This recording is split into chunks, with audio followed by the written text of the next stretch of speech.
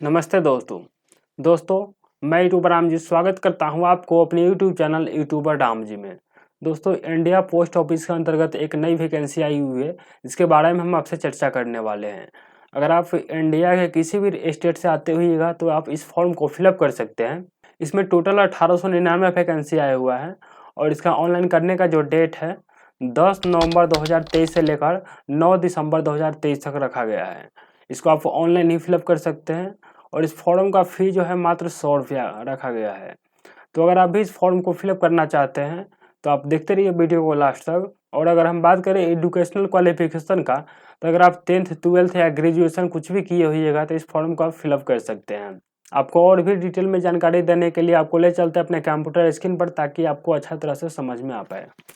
आप देख सकते हैं यहाँ पर इंडिया पोस्ट ऑफिस के अंतर्गत वैकेंसी आ चुकी है। यह डिपार्टमेंट ऑफ पोस्ट लिखा हुआ है, यानी कि पोस्ट ऑफिस के डिपार्टमेंट की तरफ से वैकेंसी निकाली गई है और 8 नवंबर 2023 को निकाला गया। आपको बताते चले कि स्टार्टिंग डेट जो है ऑनलाइन का 10/11/2023 से स्टार्ट हो रहा है फॉर्म और 9/12/2023 तक आप फॉर्म को फिलअप कर सकते हैं। इसमें कौन कौन से पद पर दिया गया है तो आप देख सकते हैं। पोस्टल असिस्टेंट पर निकाला गया है, सॉर्टिंग असिस्टेंट के लिए निकाला गया है, पोस्टमैन के लिए वैकेंसी निकाली गई है, मेल गार्ड के लिए निकाला गया है, मल्टीटास्किंग स्टाफ यानी कि MTS के लिए निकाला गया है। ये 5 पद है, 5 पद के लिए पोस्ट ऑफिस में वैकेंसी निकाली गई है। आपको यहाँ पर नीचे ले चलते हैं। यहाँ पर सैलरी इसका देख सकते हैं। पोस्टल असिस्टेंट का जो सैलरी है 25,000 से 81,000 तक है। सॉर्टिंग असिस्टेंट का 25,000 से 81,000 तक है। पोस्टमैन का जो सैलरी है 21,000 से 69,000 तक सैलरी है और मेल गार्ड का जो है 21,000 से 69,000 तक सैलरी है। और मल्टीटास्किंग स्टाफ यानी कि MTS का जो है 18,000 से 56,000 तक इसका सैलरी है। तो ये हो गया सैलरी।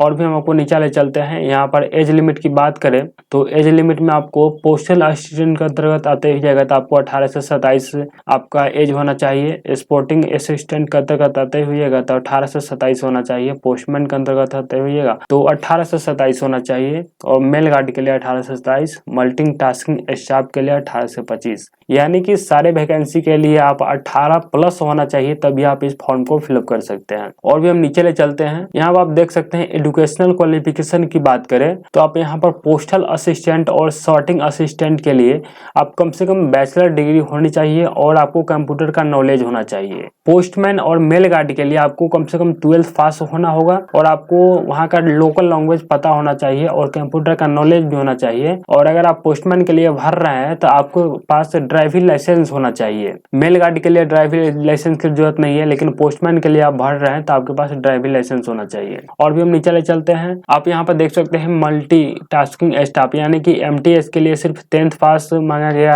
और यहाँ पर देख सकते हैं लिखा हुआ है मेरिटोरियस स्पोर्ट्स पर्सन। इसका मतलब यह हुआ कि यह स्पोर्ट्स कोटा के अंतर्गत यह वैकेंसी निकाली गई है। तो आप स्पोर्ट्स कोटा के अंतर्गत किसी भी खेल के अंतर्गत आप भाग लिए होइएगा तभी इस फॉर्म को फिलअप कर सकते हैं। यानी कि आप स्पोर्ट्स का जो सर्टिफिकेट होता है वो आपके पास होना चाहिए, तभी आप इस फॉर्म को फिलअप कर सकते हैं, अन्यथा नहीं फिलअप कर सकते हैं। मैंने इस सबको पढ़ लिया है। अब उसके बाद मैं आपको डिटेल में बता रहा हूँ कि अगर आप स्पोर्ट्स के अंतर्गत किसी भी खेल प्रतियोगिता में भाग लिए होइएगा और आपके पास सर्टिफिकेट होगा तभी आप फॉर्म को फिलअप कर पाइएगा, अन्यथा नहीं कर पाइएगा। अन्यथा अगर आप कर भी देते हैं फॉर्म फिलअप तो आपको रिजेक्ट कर दिया जाएगा, वहां से आपको एडमिट कार्ड नहीं आएगा। तो यही कुछ बात रखा गया है। स्पोर्ट्स कोटा के लिए आप देख सकते हैं यहाँ पर बहुत सारे खेल का नाम दिया गया है। इस खेल के अंतर्गत आप कोई भी खेल खेले होइएगा अपने स्कूल कॉलेज लेवल पर या अपना स्टेट लेवल पर या देश लेवल पर, किसी भी खेल में आप भाग लिए होइएगा तभी इस फॉर्म को फिलअप कर सकते हैं। इस नोटिफिकेशन को मैं वीडियो का डिस्क्रिप्शन में डाल दूंगा, वहां से आप डाउनलोड कर लीजिएगा और फिर आप पढ़ पाइएगा इसको डिटेल में। तो मैंने जो भी क्वालिफिकेशन बताया है, सारे क्वालिफिकेशन अगर आपके पास रहता है तो आप इसको आप ऑनलाइन किस तरह से फॉर्म को भर सकते हैं। तो हम ले चलते हैं आपको इसके ऑफिशियल वेबसाइट पर। ऑफिशियल वेबसाइट यहाँ है। आपको इस पेज पर आने के लिए वीडियो डिस्क्रिप्शन में एक लिंक दिया हुआ, उस लिंक पर आप क्लिक कीजिएगा तो इस पेज पर चले आइएगा। तो लिंक पर क्लिक करके इस पेज पर आपको आना है। इस पेज पर आने के बाद यहाँ पर कुछ देख सकते हैं, फॉर्म दिया गया है। इस फॉर्म को आपको डाउनलोड करना होगा। तो चलिए हम आपको बताते हैं कौन सा फॉर्म आपके लिए उपयोगी है। अगर आप स्पोर्ट्स में इंटरनेशनल इवेंट्स किए होइएगा तो फॉर्म 1 डाउनलोड कीजिएगा। अगर आप नेशनल इवेंट्स में पार्टिसिपेट किए होइएगा तो फॉर्म 2 डाउनलोड कीजिएगा। अगर आप इंटर यूनिवर्सिटी इवेंट्स किए होइएगा तो आप फॉर्म 3 डाउनलोड कीजिएगा। या अगर आप स्कूल कॉलेज लेवल पर आप कोई भी इवेंट किए होइएगा, कोई भी खेल प्रतियोगिता में भाग लिए होइएगा तब फॉर्म 4 को आप यहाँ पर डाउनलोड कीजिएगा। इसी तरह से आप जो भी इवेंट्स के अंतर्गत भाग लिए होइएगा उस फॉर्म को आपको डाउनलोड करना है। जैसे कि मैंने अपने कॉलेज में भाग लिया था स्पोर्ट्स के अंतर्गत रनिंग में, तो यहाँ पर स्कूल लेवल का जो फॉर्म 4 है इसको मैं डाउनलोड करूंगा, इसलिए इस पर क्लिक करता हूँ।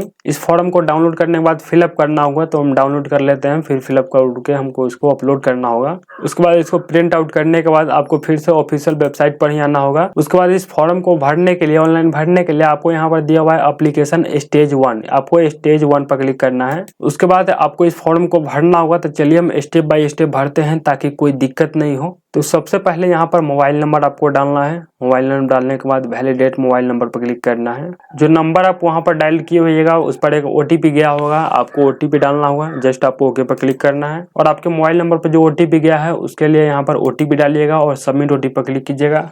तो यहाँ पे देख सकते हैं सक्सेसफुली वैलिडेट हो चुका है। और उसके बाद यहाँ पर आपको ईमेल डालना है और उसके बाद वैलिडेट पर क्लिक करना है। आपके ईमेल पर जो OTP गया होगा वो यहाँ पर डालना है, उसके बाद सबमिट OTP पर क्लिक करना है। तो ये भी वैलिडेट हो चुका है। इसी तरह से आपको यहाँ पर 10th, उसके बाद यहाँ पर आपको अपना नाम लिखना है। 10th में सर्टिफिकेट के हिसाब से लिखना है। 10th सर्टिफिकेट में जो आपका नाम होगा वही नाम यहाँ पर आप लिखिएगा। तो यहाँ पर फर्स्ट नेम लिखना है, यहाँ पर मिडिल नेम लिखना है और यहाँ पर लास्ट नेम लिखना है। उसके बाद यहाँ पर आपको अपने फादर का नाम लिखना है, यानी पिताजी का नाम 10th सर्टिफिकेट के हिसाब से लिखिएगा। उसके बाद यहाँ पर आपको कैटेगरी चूज करना है, कौन से कैटेगरी के अंतर्गत आप आते हैं। उसके बाद जेंडर चूज करना है। उसके बाद यहाँ पर आपको अपना डेट ऑफ बर्थ डालना है कैलेंडर के हिसाब से, तो यहाँ पर आप डाल लीजिएगा। उसके बाद यहाँ पर आपको एक कैप्चा दिख रहा है, एक कैप्चा आपको यहाँ पर फिलअप करना है। उसके बाद आपको सबमिट पर क्लिक करना है। यहाँ पर आपको कह रहा है कि फर्स्ट स्टेज का जो रजिस्ट्रेशन था वो आपका कंप्लीट हो चुका है। जस्ट आपको ओके पर क्लिक करना है।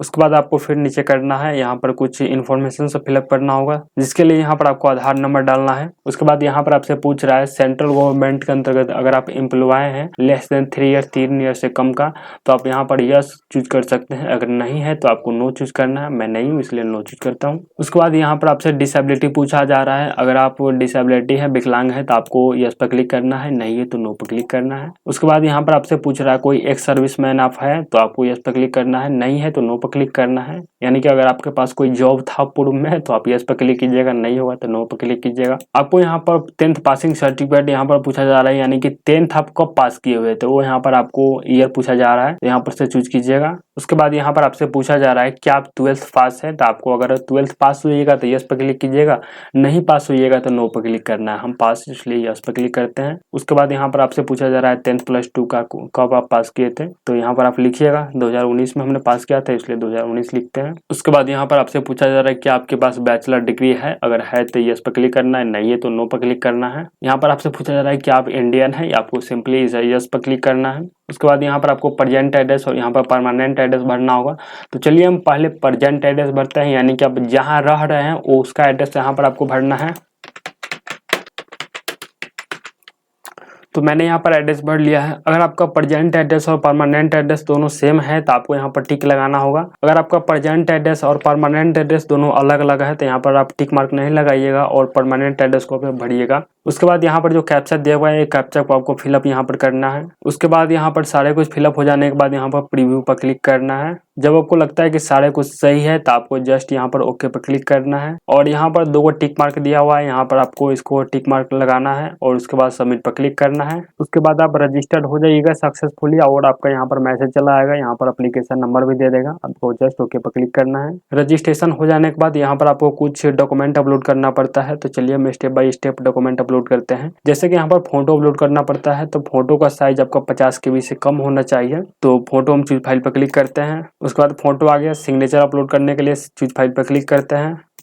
सिग्नेचर भी आ गया। सिग्नेचर का साइज आपका 20 KB से कम होना चाहिए। उसके बाद यहाँ पर आपको 10th का सर्टिफिकेट मांग रहा है। 10th सर्टिफिकेट का आपका साइज 200 KB से कम होना चाहिए। तो 10th सर्टिफिकेट स्कैन कर लीजिएगा या फोटो खींच लीजिएगा, उसके बाद अपलोड कीजिएगा यहाँ पर।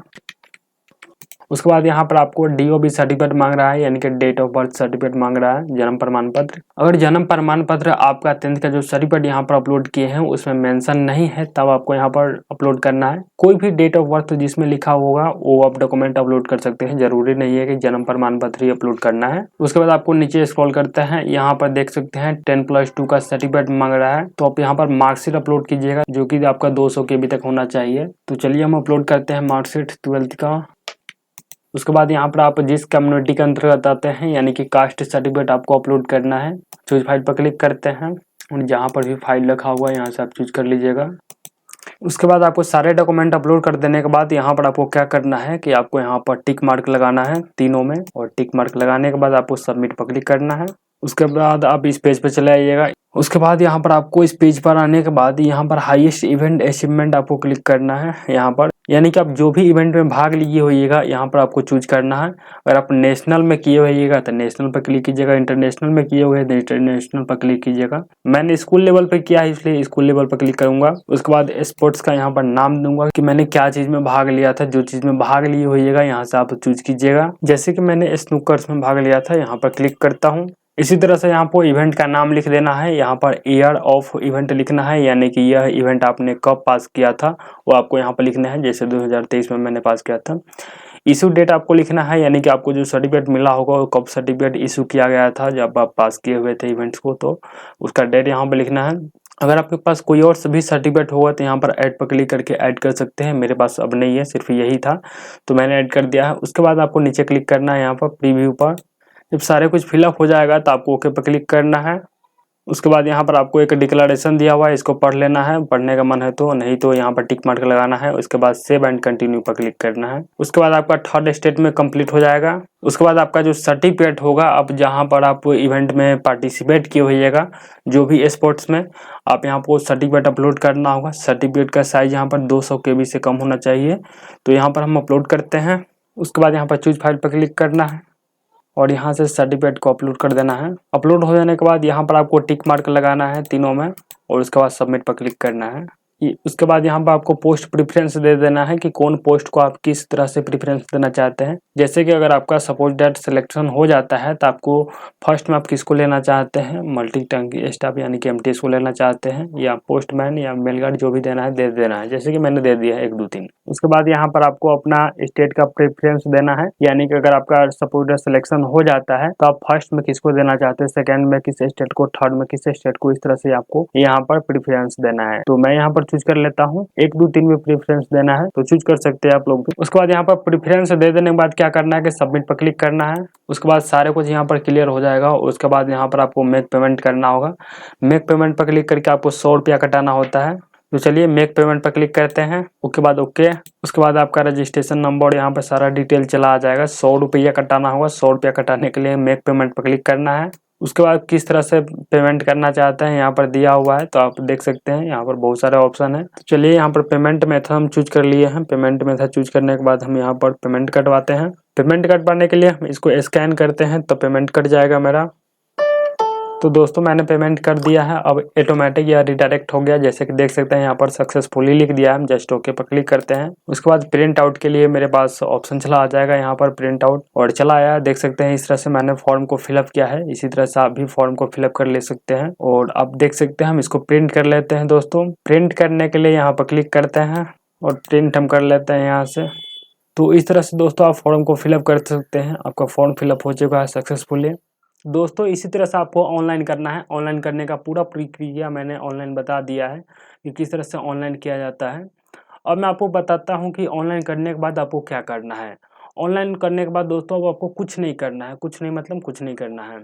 इसका अब मेरिट लिस्ट निकलेगा। मेरिट लिस्ट निकलेगा तो उसका डेट मैं आपको बता दूंगा जब मेरिट लिस्ट निकलेगा तब।